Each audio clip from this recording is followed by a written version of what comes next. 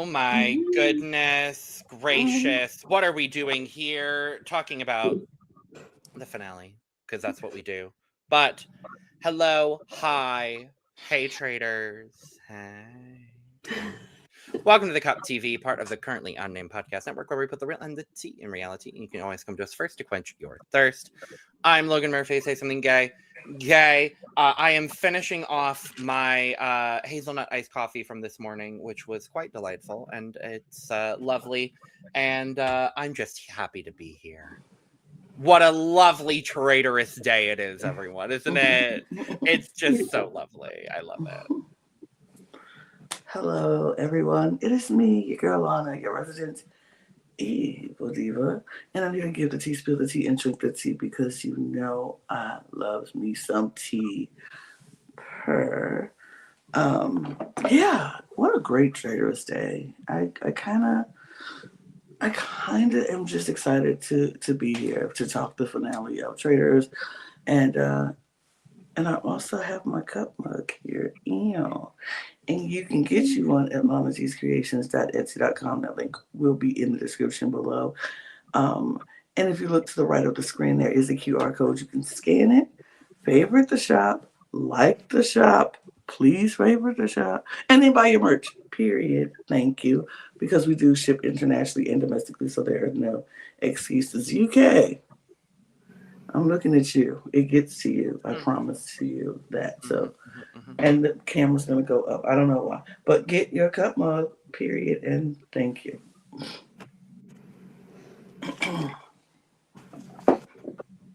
And I'm Rianne, but you can call me Ree. And yes, it is a really nice traitorous day.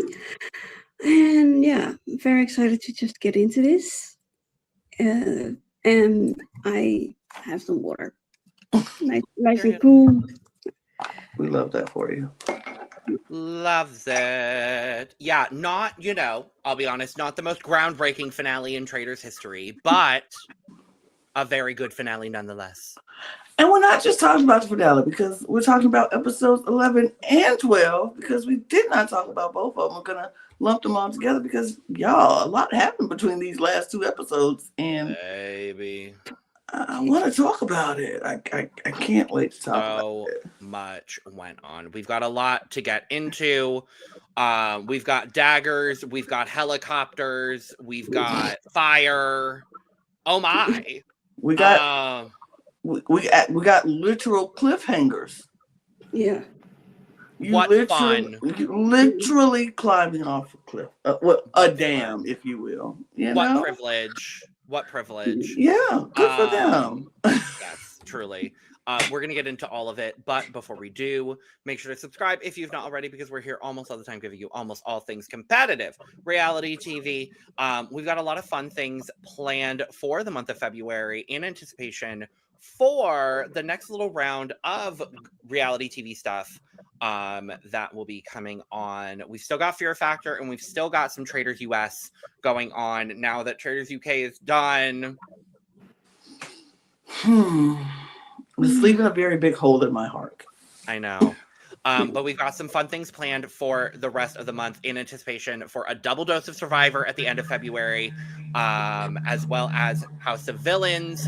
Finally, thank you. Thank you very much. Finally. But make sure to check out everything we're doing here and across the Cup Network. All of our links are down in the description below. You can also follow us on our socials at the Cup Pod on Twitter, Instagram, TikTok, and Blue Sky. And if you want to follow the three of us, our links are down below as well. You should check it out. I like to fight people on Twitter. So, if you like that kind of stuff, go check it out. It's very fun. It's quite fun, quite lovely. But yes, we start episode 11, and we are coming back after we're finding out who is getting murdered. And I wasn't happy with it, but we all knew it was coming. I knew it. I knew it was coming. I wasn't shocked. I wasn't. Roxy, no! Yeah, Roxy, girl. no! Yeah, Actually, girl. no. Actually, no. No, no. No. You had to go, It was girl. the only right choice for them to make at that point. Like, they couldn't murder Faraz. Like, there was no universe that they could murder anyone other than Roxy at that point. Because Jack had the shield, so there was Yeah. no killing Jack. Jade already had heat on her, so why would you kill Jade? James also had heat on him. Why would you kill James? Faraz literally just right then before that was like, Rachel is a traitor, and he told everybody like, if I'm dying, it's definitely Rachel. And so it was like, who else would you have to kill at this point but Roxy? She fully trusts Rachel. She fully trusts Steven. I think in a universe, I think it probably would have been better. Well, not even better. It could have worked if they didn't kill Roxy, because Roxy probably would have never changed her mind about them. Like, Yeah. she would have voted for James at the round table, and it would have, I don't think it would have changed much of the outcome, but I do think for the Traitors game, it was better to get rid of her now. So it looks like, why would we get rid of Roxy? Roxy was our Right. friend. Roxy trusted us. If we were traitors, why get rid of the person who trusted us the most? Exactly. I'm just mad Roxy wasn't able to reveal herself that Judy was her mom. Yeah. Because the absolute gag to the gag on everyone's face.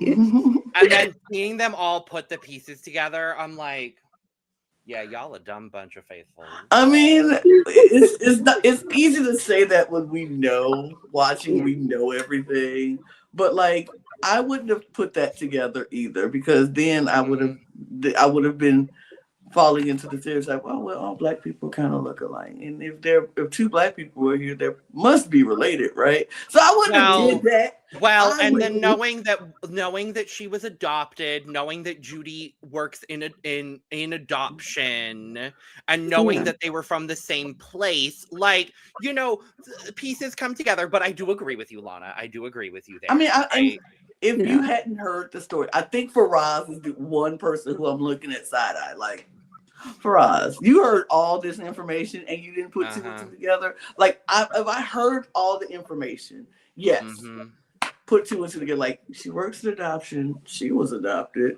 They both from the same place. Like, but if I was everybody else who didn't hear all that information, I would have never put two and two together. I would have never put them together. So yeah, I'm looking at Faraz, like, you heard all that information and you still didn't put it together. So side eye to you. Come on now. Like, come on now. Let's be real. But yes. Yeah. But yeah, we get Claudia coming in with the mission stuff. And before the mission, basically everyone's like, well, I'm gonna call out everyone for everything that I have. That's what we're doing tonight. Everyone's getting called out for everything. I'm going to call you out for what you're doing. I'm going to call you out for what you're doing. You're getting called out. And guess what, girl? You're getting called out too. And Jade, you're getting called out, because that's what we do every time. Put it all on the table. Put all the cards on the table. We'll see what happens. I don't care. Okay. I'm like, okay. Okay. Work. Bless you. But and you, Lana, you're getting called out because that sneeze felt a little traitorous. I don't know. I mean, maybe I sneeze because I'm a traitor. Maybe I sneeze because I smelled traitor around me, Logan. Oh. But then it could be Ree. It could be Ree, though, because I'm not sure. I don't know. Because the quiet ones are always the ones who are suspicious to me. I'm just saying. I like the theory. Look, really at the table, like, I like how you theorize that. You're wrong, but I like how you think. Anything else? Yeah. Right. Anything else? My new favorite comeback. Thank you, Ron Funches. Shout out to Ron Thank Funches. you, Ron Funches. Yeah. Anything else? Yeah. Period. Okay. I loved it. I loved it so much. But yeah, that's basically all we get before the mission, which is we're going on a gold hunting spree up a hill, a very steep hill. Long, We far all, away. I think I can speak for all of us here when I say we would have died. Yeah. We would have hated this. With all of my heart and soul. Uh-huh. This would have been bad. This would have been horrible. I would have to be like, look, y'all just let me keep walking. Don't make me stop to collect gold. Just let me keep walking because it's going to take this whole 45 minutes for me to get up this goddamn hill. Yeah. Y'all collect the gold pieces. Just let me keep walking with the pieces that I have in this bag that I have to maybe carry. have you do like the aiming one, the throwing one. No, maybe I don't have good aim. I don't have good aim. Well, So let me keep walking. The pulling in the maybe first one. Pull in, I might pull in one, but your best bet is to make me keep walking. Okay, that's fair. It's going to take 45 minutes for me to get my butt up that entire hill. That was a long hill. I'm pretty sure you've got better aim than James, so you know I think you're fine. Maybe. Maybe I'm gonna say yes, Lana. Oh my gosh, that was just the biggest, longest, deepest hill, and I was like, "There's no way I would be able to do this in 45 minutes with stopping along the way to help collect gold." Like it's my back, my knees. I hurt. My neck, my back, my pussy, and my crack. All of the above. All of the above. Speaking of, we talked about that runway over on our RuPaul's Drag Race Season 18 reviews. You can go check that out, available on the channel now. Ding. The plug was there. I had to make the plug. But we're collecting gold along the way. And then the big thing is we have to fill the shield at the top with all the gold and get everyone up there in 45 minutes. And if you don't fill the shield with gold, you don't get $10,000. And the big caveat one is with the gold that you've already collected halfway up, or not even halfway, like 3/4 of the way up, there is this like shooting gallery kind of situation where you can spend a gold that you've already picked up. And if you knock down one of the targets, you get 20 gold. So it's like you can keep using the gold as much as you want, but like it's very high risk, high reward situation. That was my favorite part of this mission. I agree.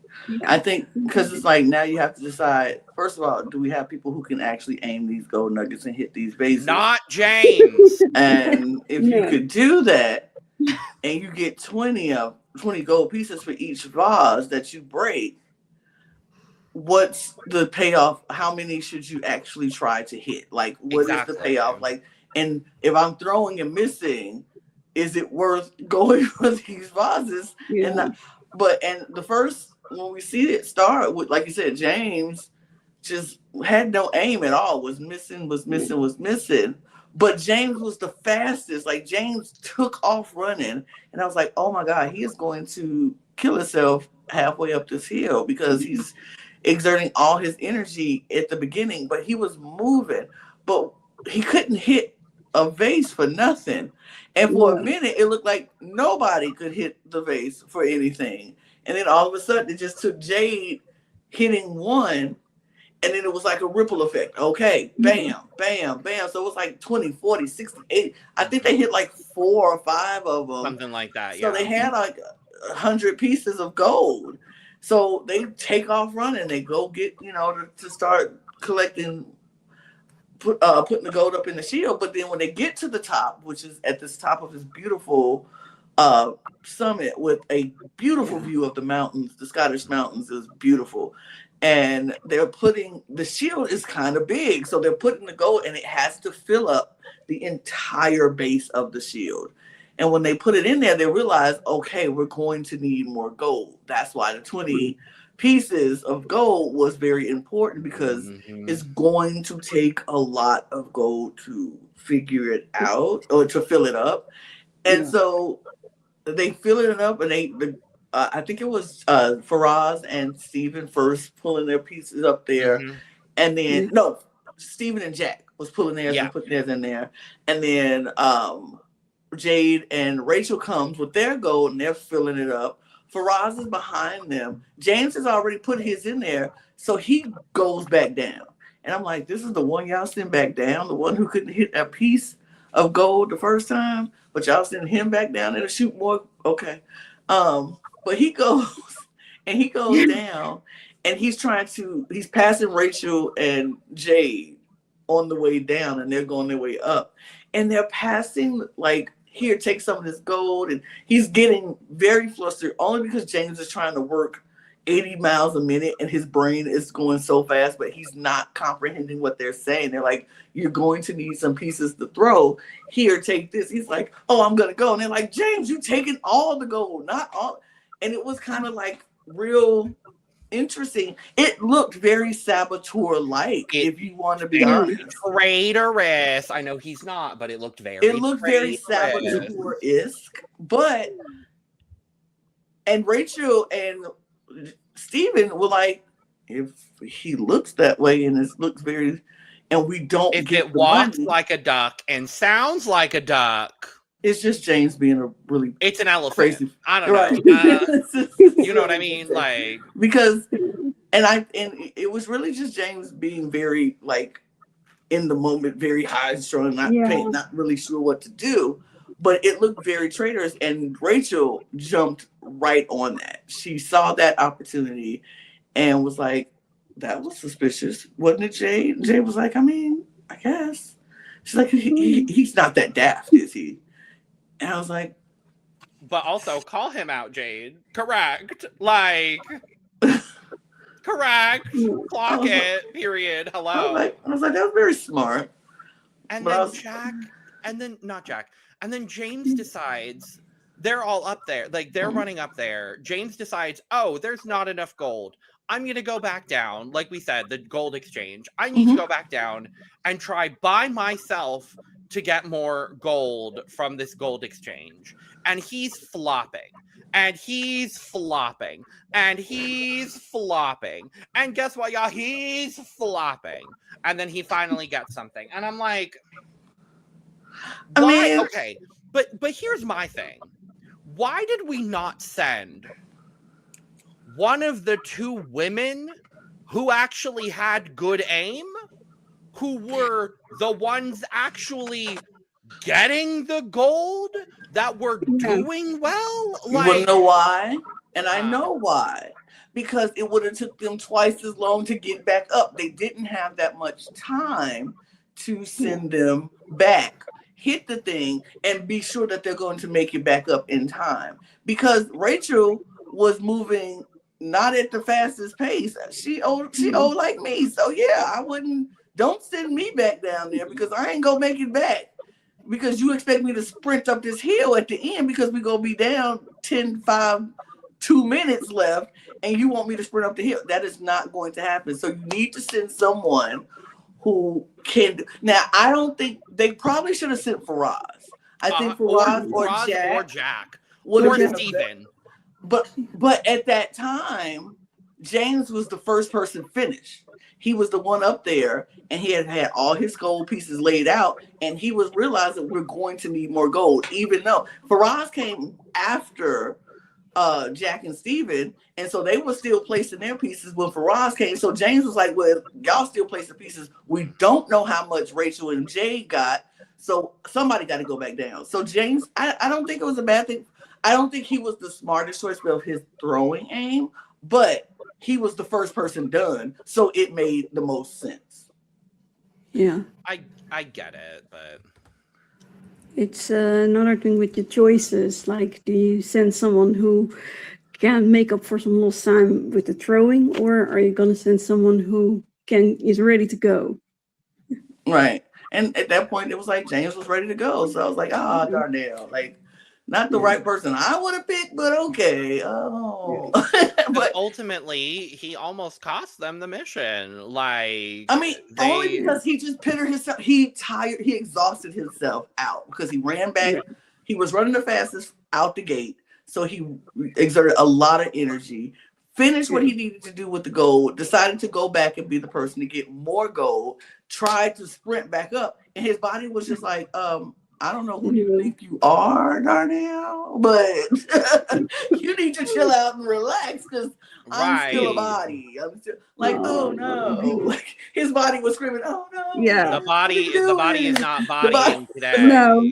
The body said no. The body said goodbye. The body said no thank you. The body said we are collapsing here. Somebody is carrying us to the end of this competition, and it ain't gonna be me.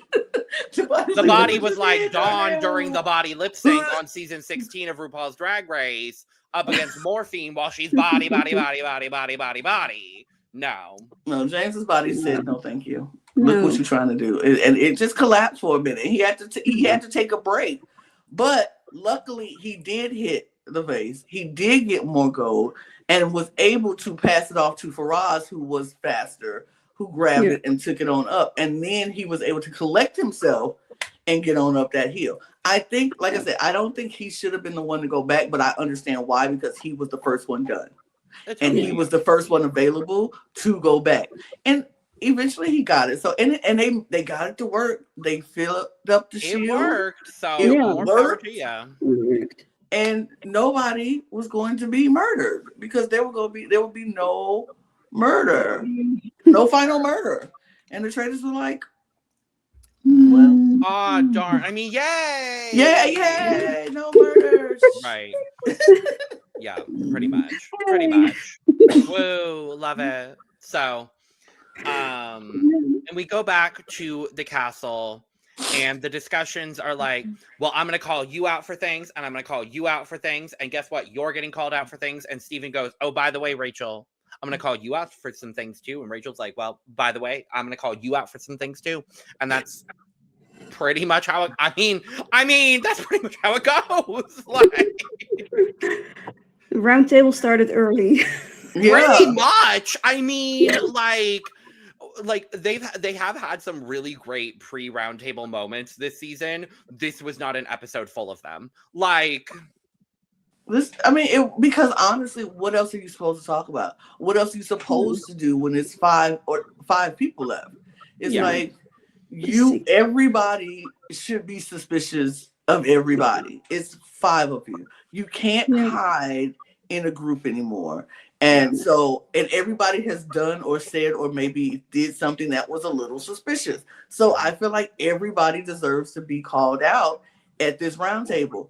Yeah. But you want to know who was not called out at this roundtable? Because there was one person who was never called out at any single roundtable, and that is Jack. Because for some reason, nobody calls out Jack for anything, because Jack is the faithful of all faithfuls. He is the GOAT that the traitors have decided to pull along to the end. And it's very obvious that it's happening to the people who are watching, to maybe to not them that are in the game, but to us that is watching this game. It was like, Jack is the GOAT. He is the GOAT that they are going to carry along to this end because he trusts them both. But does he trust them both? No. He decides he is going to make some call outs too, because he has. I was going to say. Because he has some call outs. He has some call outs. And so he kind of is a little, like, he went into this roundtable thinking he knew exactly where he was going to go, where he was going to vote. He talked to the people who he trusted and who he talked to. And he was like, I know where I'm going to vote on this one. I know where I'm going with this one. Mm-hmm. And like most roundtables, you get in there and people start talking, minds get shifted, things happen. Yeah. People say something and you're like, I ain't heard you say that before, or that's new. And it was very interesting to see that play out in this roundtable, because Jack was calling out Rachel, along with Faraz was calling out Rachel, and Jay was calling out Rachel and James, and Rachel was calling out James, and Steven was calling out James, and Steven was calling out Rachel was calling out Steven and Faraz, and it was just, and Jay, like, everybody was just talking about everybody except nobody was talking about Jack. Yeah. It was so fun. Like Yeah. like when like on Survivor 47, and yet Rachel was like the obvious boots, but then she got saved, and then the remaining people had to all go after each other. Mm-hmm. It was like, oh yeah. It was quite fun to see just kind of the back and forth and none for Jack, and back and forth and none for Jack, and all on Jade apparently still. You know, it is what it is. But yeah, everyone gets called out for everything, this, that, the third, the fourth. We go to the vote. Mm-hmm. And it's a tie again. Yeah. Is this the season with the most number of ties? Second tie this season. It's only been 3 ties this entire series of Traitors UK. Wow. Yeah. Gag. Thank you, Unclosed. Look, thank you, Unclosed. Thank you, Unclosed. Ding. But yes, we have a 3-3 tie between James and Rachel. So we go to revote. And Steven's vote stays the same. James. Faraz's vote stays the same. Rachel. Jack switches his vote. Yeah. From James to Rachel. Oh no, from Rachel. Rachel to James. Because he says James' closing argument didn't make sense to him, and it kind of because it was shit. Because he didn't have anything to hide. Yeah. He was like, because he's not a traitor. Yeah, it was it was a shit closing argument, but still, but whatever. It was not good. I'm sorry. But then Jade switches her vote to Rachel. Her reasoning was everything to me. Oh, she had it locked down. She said, I listened to the closing, their final pleas. And as I was listening to James's final plea, and then I listened to Rachel's final plea, I thought about it. She said, because I was ready to write James's name back down again. But then I'm thinking about it like, let's be real, Jade. Out of these 2 people, who could actually pull off being a traitor? Yeah. And I was like, period. Jade. This was probably her best thing she said at this whole round table this entire game. Yeah. Baby, Miss Jade has been on it this whole season. No, she ain't. No, let's not do that. She ain't been on it this whole season. She's been very much wrong. This was her moment where she was very much right. Hold on. You didn't let me finish my statement. You said she was on this whole season. That right there is a lie. But okay, what's the rest of your statement? No, it's fine. No, it's whatever. Don't do that. What's the rest of your statement? I want to hear it. I want to hear the rest of your statement. Yeah, go on. She's been on it when it comes to the defense and when it comes to the reads she's been making, not necessarily when it comes to like getting it right every single time, but the reads she's been making and like where she's been clocking in on things has been right. When it comes to Rachel, she was one of the earliest proponents as well for Fiona. She was one of the earliest proponents for Hugo as well. Like, she's been in it. Has she gotten a lot wrong? Obviously, but everyone has. But like, she's been in it despite like she's had to like sift through everyone coming at her. But she's also been very in on a lot of the traitor clocking of this season. See, I don't know that because I don't think she has. I feel like she's been on the defense so much. And this is no shade to Jade. She's been on the defense so much that she hadn't had time to really state who she thought was a traitor. Because Jade has been very tight-lipped about who she suspected as traitor. She never came out and said anybody. She never had, never came out at any roundtables. Not even when they showed her talking about her suspicions. She never said who she thought was a traitor. She always was just like, it's just not me. And she's been so on the defense that she could never play offense. So that's why I say I don't think she has been on because she hasn't been able to be on. Now, In this situation, she finally had a chance to get off her back foot and not be in the vote between these two. This is the first time she was not in a situation where she was almost out the door. So that's why I said I don't think so. I don't think she had the time to do it because she's always been playing defense, that she never got a chance to play offense. But when we saw her play offense, finally it was shown to us that she was right, and she was very much on the right side of the on the right side of the thought process, and finally clocking into Rachel. I will say this though, she did clock Rachel earlier on. I don't know about Fiona, but I do remember her clocking Rachel earlier on in the season. Yeah, I don't remember the Fiona one, but yeah, she had some hits, some misses, and yeah, it just shows how different of a game you play when you constantly get votes and get attacked at the round table every single time, versus someone who can just make the relationships, do the investigation, and take it at their own pace. Like it's like night and day. Yeah, certainly. But it ends up being a tie. We go to the second tiebreaker of the season. They obviously left it on a cliffhanger for us between the episodes, but we get into the finale here. James and Rachel draw their boxes. We are finding out who is going to be banished here. And thankfully for us, because we're fans of Rachel, James is banished. Bye. And he's out. I mean, Fine by me. He's out.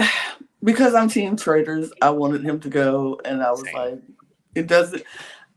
I think James was such an interesting character in this show that he brought a interesting dynamic, because I won't even say it was a light, refreshing dynamic, because sometimes he was so chaotic that it was annoying, and it was just like hard for me to sit through. But he brought this like quirkiness that was sometimes funny, sometimes annoying. So it was kind of a mix. It was like, I don't know what bag James is gonna come out of today. Like each episode was different for James. Some James you're like, okay, yeah, I like this James today. This is cool. And then some episodes you're like, okay, James, really, I'm gonna need you to chill. Right. So I think I was happy to get off of the roller coaster that is James. So I wasn't mad that James was the one to go, but he brought a difference into the castle. I'll give him that. Yeah. Certainly. But we have our finalists for Oz, Jack, Jade, and our Traitors. I don't know what that accent was, but we're going to move on from it very quickly. So I don't want to ever acknowledge it ever again. So finale time. It's time for the finale. Where everyone's coming into breakfast because no one got murdered. And yes, we're doing breakfast things, and then it's a whole lot of, well, it's the final mission, but also I'm going to call you out, and I'm going to call you out, and guess what, girl? You're getting called out, and Lana, you went off screen a couple minutes ago, but I'm going to call you out for that because I think that's traitorous, and same shit, different day. I'm sorry. So the people are running out of stuff to talk about at this point. Truly, honestly, and genuinely, the mission. This was a very fun final mission. It's this 2-part. Get on a boat, go retrieve your money, come back, and then rappel down a fucking dam. Climb up the thing. You gotta climb up the dam, and then rappel down the dam, and then get in a helicopter. I know what. Okay. Traitors love their helicopters, and I love it for them. Love that for them. They love their helicopters. They said we bought this helicopter or we rented this helicopter, and we go use it every chance we get. We At this get our point, money's worth. like, does the helicopter come with the castle? I think so. That's my theory. I think so. Oh, yeah, very rich. Probably. I think that's what it is. And it's like, and if we're going to have a helicopter available, why not use the dang helicopter? Absolutely.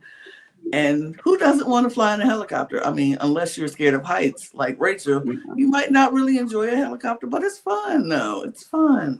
It's fine. Yeah. But I like this challenge. I thought this mission was fun. It was like, go get the boat, get in your boat, teams of 3 and 2, go out and try to collect 10,000 pounds. But you had to get to the pontoon while it was shooting out green smoke, and you only have a little bit of time before it shoots out red smoke. And if it shoots out red smoke, that money is no longer available. And you had to go and they had to maneuver with these 2 boats on how to collect the most money. And they did really well. They got $9,000. I think Jade and Jack missed the first one because that boat was going really slow. I don't know why that boat was so slow, but they got $9,000 out of 10,000, so that was good on them. They made it to the dam. They all climbed up the dam. Rachel was a little nervous because, she's scared of heights. Did not realize Faraz was so afraid of heights as well, but he was. Yeah. And they made it up the dam, and they got the money. But now, if you want to get on the helicopter, you got to rappel down this dam. No big deal or anything. No big deal. It's just a 65 or something foot dam. It's no big deal. Yeah, and just very steep, like vertical. Very, very much vertical. You're very much like that. Very straight down. Just face first down. Yeah, no big deal if you're not afraid of heights. But since people are afraid of heights, kind of a big deal. But you know who ate this up? Jade and Jack kind of ate this up. Yeah. They was just like, agreed, baby. they said, "Oh, go down a hill, go down a cliff." Got you. The way they both looked over the edge together and then said, "Fuck it, we ball." Like it was so good. It was so good. I loved it. Look, you gotta love that young energy. They were just like, "We finna do this. Let's do this." Fist bump. Let's go. I was like, I'm just outside of that energy. I'd be like, okay, I guess. I was like, how much? And then they only have 5 minutes to do it. They have 5 minutes to get down the cliff and get to the helicopter. I was like, I mean, I would have did it because heights is not my biggest fear, but it wouldn't have been as fast as Jade and Jack. Right. It would have been. I would have been Faraz because Faraz. I was so shocked because Rachel was scared of heights too, and Rachel eventually, once she got past that first part of it, because it was like a slope, and then it was like now you're at the wall, you go straight down. Once she got past that slope, Rachel was like, "All right, let's get out of here," and she was zoom, Steven right behind her, and I'm like, "Where the heck is Faraz?" Faraz is like, I'm coming. Oh, I'm coming. I was like, "Hey, you got the nerve to call Rachel grandma? You moving like Grandpa Jack, Grandpa Joe over here. Like, come on now." They do end up getting $19,000 for the prize pot, which means we ultimately end up, I think it's what, 97,700. Just under 100,000, which is quite good. Quite good. Very good. Very, very good. Because I thought they would go round it up. I was waiting for them to be like, we're gonna round it up to 100,000. Well, 100 is the max for them, right? I think so. Or 120, I think might be the max because they've missed a little bit throughout the season. I think it's 120 or 125. I think is the max for them. So who knows? But they all come back after the mission. There's not much going on before the mission, but the big piece to discuss here is Rachel pulling Faraz aside and going, "Well, I have something that I've been holding on to for a minute.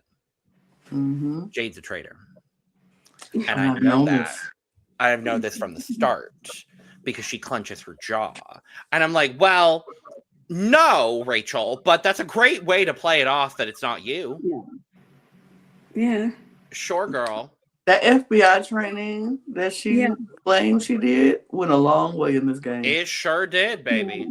It went a long way. And I love finding out her true what she really did for FBI training and Uncloaked. So I'll talk about that later. But Yeah. yeah, this FBI training took Rachel a very long way in this game, and Faraz was like, you know what? I saw that clench in her draw.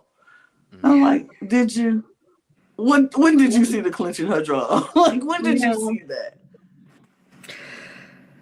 Memory isn't very reliable. He's so influenced. Like, he can be so easily swayed, like Faraz. Like, I always sit here on this podcast, like, not too much on Faraz, but I was like, am I going to be the one giving Faraz too much in this episode? Yeah, I am. Because what do you mean you seen her jaw flinch? Like, you ain't been watching Jade that much to see her jaw flinch.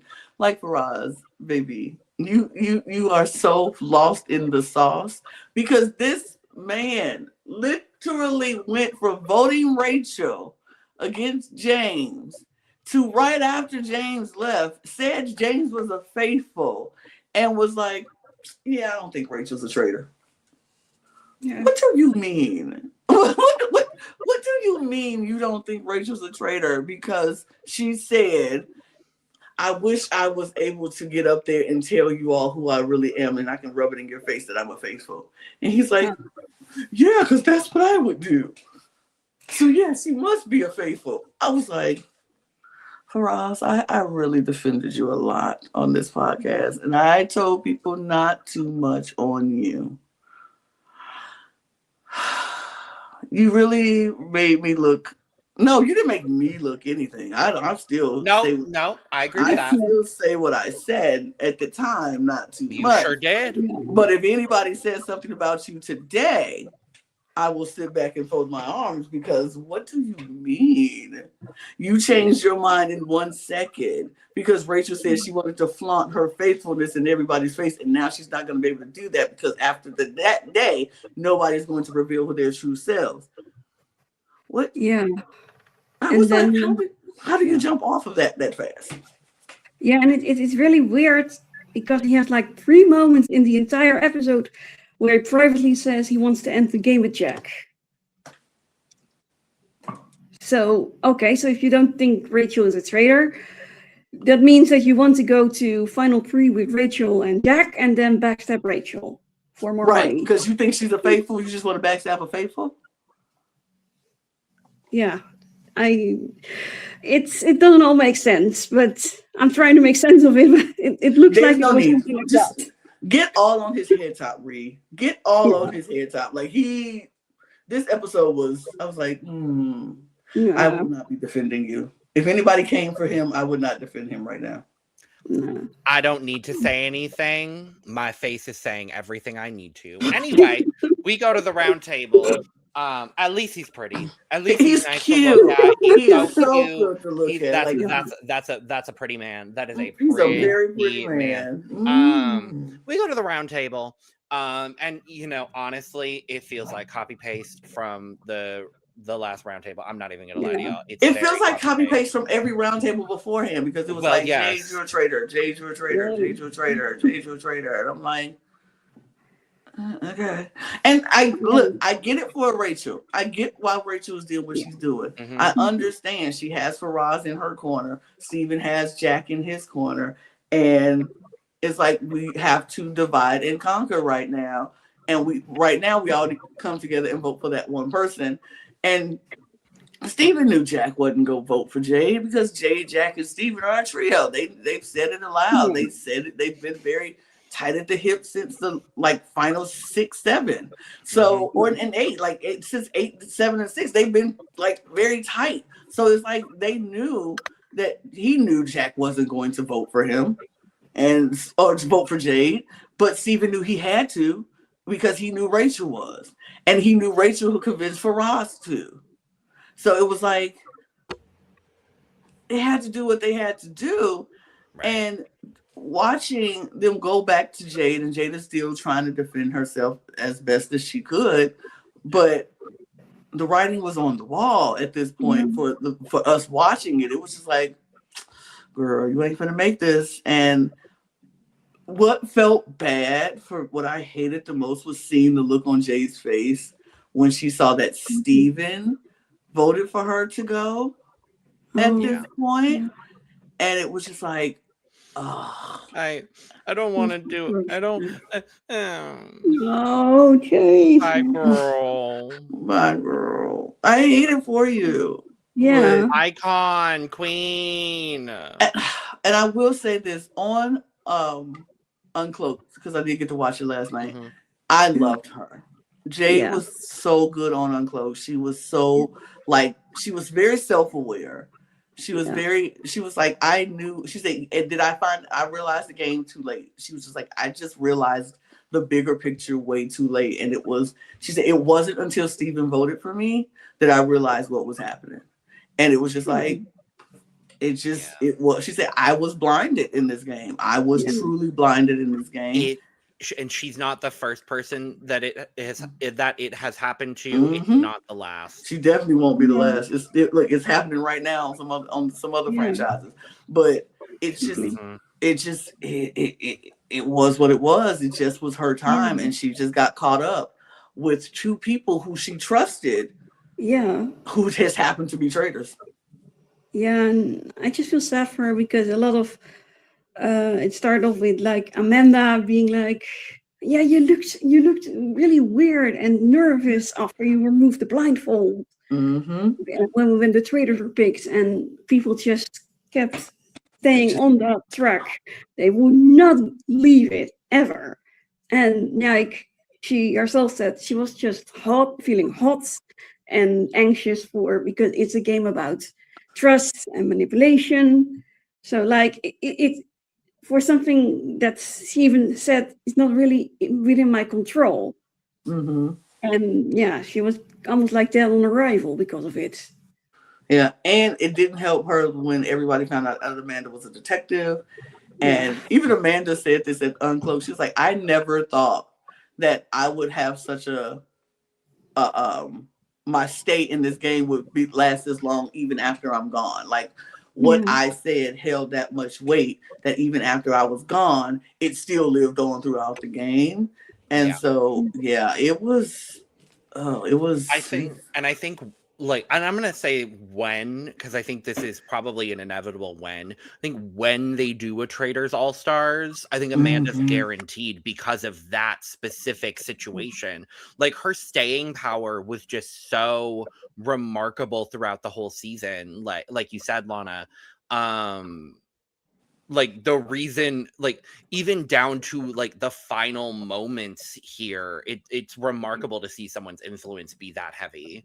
Yeah. I think if anybody comes back, I'm looking at Harriet. I'm looking at Harriet. I'm looking at Harriet, and I'm looking. It's if I pick three people from this cast, I'm looking at Harriet, I'm looking at Jesse, and I'm looking at Matthew.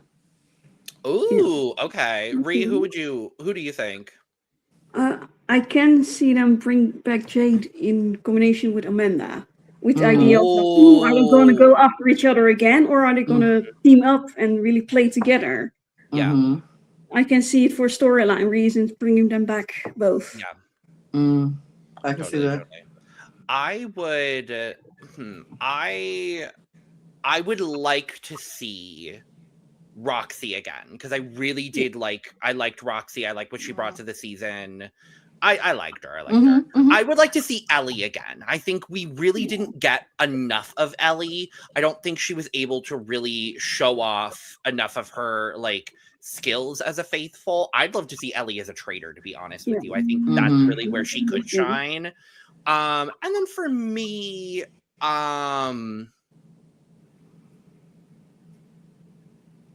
Amanda, I think, would be my third pick. I really think Amanda, just her staying power, like we said, has just been so great on this season. If they're not gonna bring back Rachel or Steven, I'd love to see Steven again. Honestly, I'd love to see both of them again. But I think Amanda for me would be a really solid pick as well. Yeah, and for my third, I would actually like to see Ross again without anyone who knows cast alongside with him. Right. I do think Ross got a very unfair shake in this game. Yeah, see if he can do it better with a fair chance, where he isn't weighed down by all of these extra relationships and being framed right off the bat because of these relationships.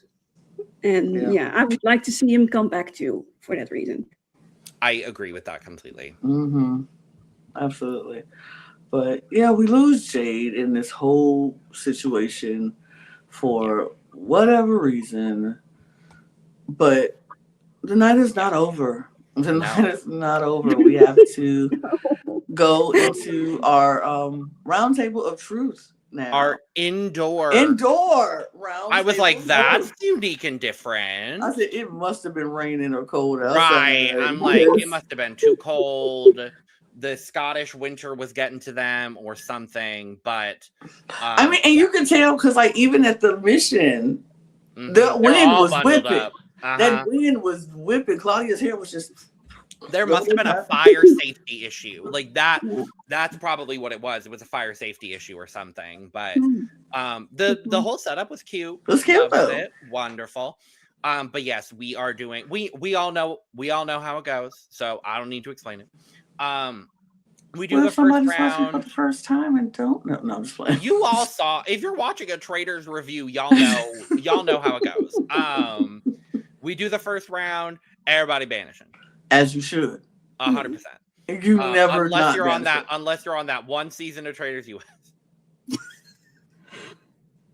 I don't want to talk about it any further. I mean, unless you're on Traitors Canada, because that's what happened in Traitors Canada too. Because Coco said, I think we're in the end game right now. And I was like, on the first try, girl.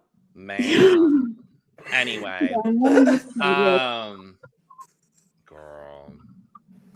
Anyway. Everybody banishing. And we get a 2-1-1 split.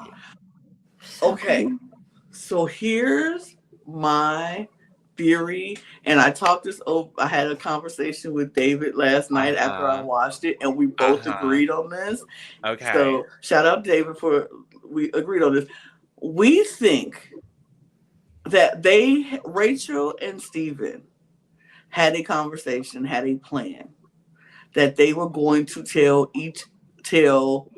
the other person, Jack and Faraz, that they were voting for each other. Like, Steven tells Jack, I'm voting for you.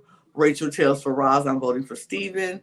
And they make sure that they can have the two and be the majority of the vote. And I feel we were like, I wish they would have shown us that conversation. Right. Yes, that would have spoiled us for what was going to happen. But that strategy is something I would have loved to see if that is what the case was.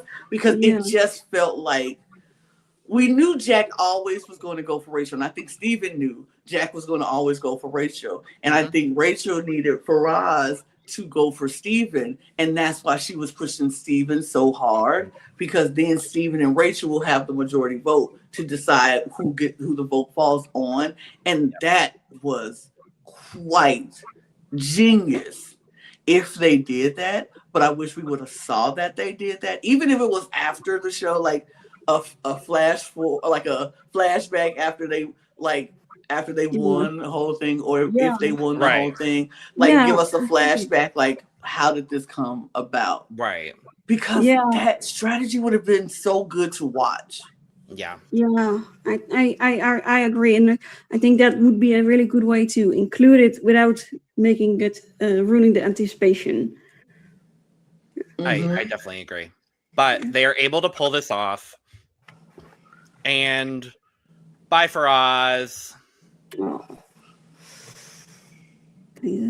I mean, and he took it well. Watching his reaction on Uncloaked of right after they revealed who the traitors were, he was kind of like, he knew. He's like, Rachel got me, Grandma got me, but I knew Steven, and he took it really well, and I love that he wasn't bitter about it, because they literally film him seeing that right after he gets banished.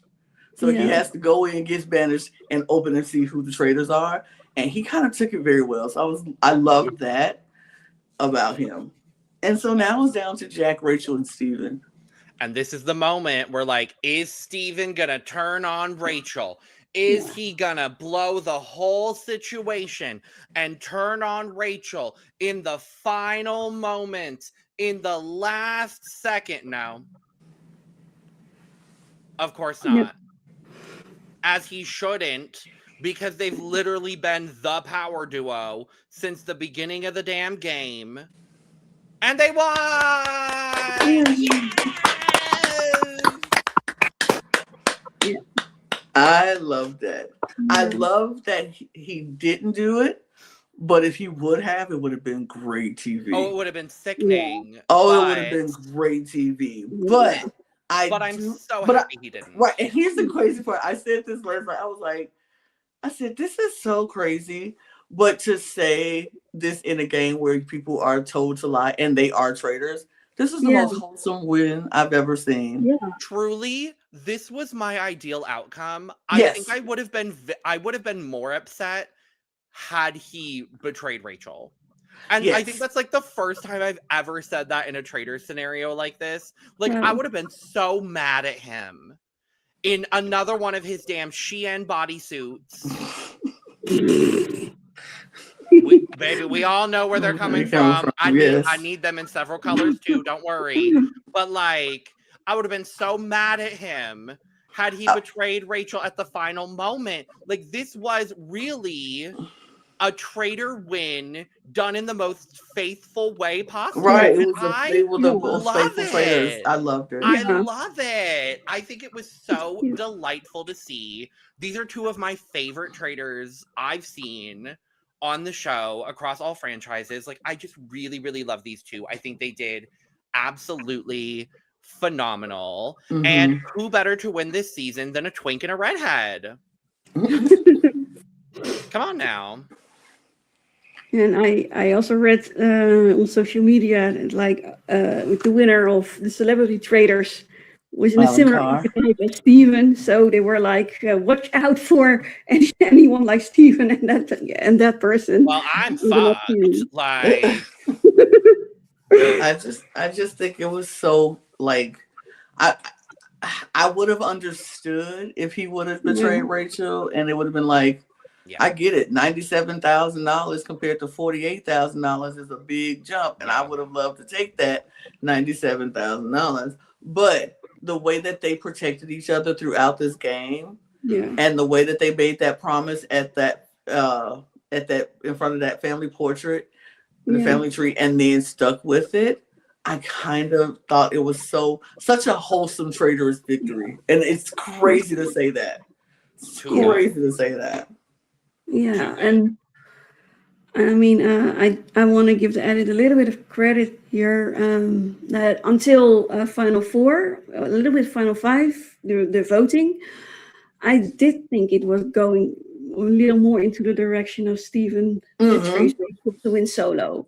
But once they were at the Final 5 and he switched his vote, I think it was initially Rachel, and he switched back to Jade. Mm-hmm. That's when I got today. Oh, wait a minute! And then from the Final 4 onwards, I said, I think he's going to stick to it, and they're going to win together. I agree. It was a beautiful victory to see. It made this season top tier season for me. Like I was like, from the gameplay to the people to this cast to the outcome. This was top tier for me. This was one of my favorite seasons of UK Traitors. I still have to watch season 1. David has urged me to watch season 1 now. If I'm going to do that, we'll see. But doesn't it feature Aaron? Yes, Aaron is in it. I mean, it doesn't matter because I didn't like that man on Love Island. I'm sure I'm going to. I just don't want to watch more things with him involved in it. I mean, he's fine now. After post Love Island, he's actually much better, and actually somebody I would actually like him more now than I did on the show. Okay. So he has grown. He did what he was supposed to do. When somebody who gets a very bad edit on the show, and they know they got a bad edit, he took himself off social media. He took himself away. That's good. He retreated. He went through some things. He lost his grandmother, and so he took some time away. He learned about himself, and then he came back to do Beyond the Villa, and he was a whole different person. Oh, okay, well then that's good. He's a whole different person. So I'm like, you know what? I'm not that mad at Aaron. I think good. I like that for him. But I might watch it. But this season of Traitors, They kind of gorgeous, lovely, beautiful, lovely gowns, perfect outcome. Could not have scripted it better if we asked it. But that is where we're at. We're done. We are done. We're done. Yeah, I do have one more thing about the after show. But after Roxy was eliminated, like Judy came back. English was so cute. And then they showed the part at the dinner party where Roxy is talking about her mom and how inspiring she is and how happy it would make her to win and also do this as something to give back to her mom. And Judy watched that and she was crying and it was so cute. Like I love them. Yeah. Bring them back too. Honestly, yeah, it would give them a huge target on their backs, but honestly, bring both of them back. I'm not opposed. Like, I would like to see it. I would like to see it. But was there anything else from Uncloaked at all we want to bring up? It was just a fun Uncloaked. It was a lot of people giving, flowers. And I love that everybody was very genuinely happy for Rachel and Steven. And nobody was bitter. Nobody was mad. Everybody was kind of just like, they deserve. They kind of ate this game up. They chewed it. They devoured. They left no crumbs. It was just really good. They praised both Rachel and Steven equally. So I love that about this cast. Nobody was upset. Nobody was bitter. And everybody recognized that they just got outplayed. They just got outplayed. It was no personal attack or anything, and it was a beautiful Uncloaked. I enjoyed watching it. So, definitely. It was nice and light, and all the after shows have been really good. The ones I've seen. So I hope they keep that because it was very funny, and there were like so many moments that were just really good. I enjoy always seeing when they bring Claudia back at the grand finale, so she can finally tell all her feelings about it. And like Claudia's so invested in this show, which I love. She literally was like, I was at the monitor all day and night. Like I did not want to leave. She was like, she had an early morning one time, and I think it was when it was Fiona and Rachel. She's like, I was like, could I just go in? They're like, no, you can't go in. She's like, can I just send them a message? Just like, stop, Fiona, stop. Yep, stop. She's like, I wanted her to stop so bad.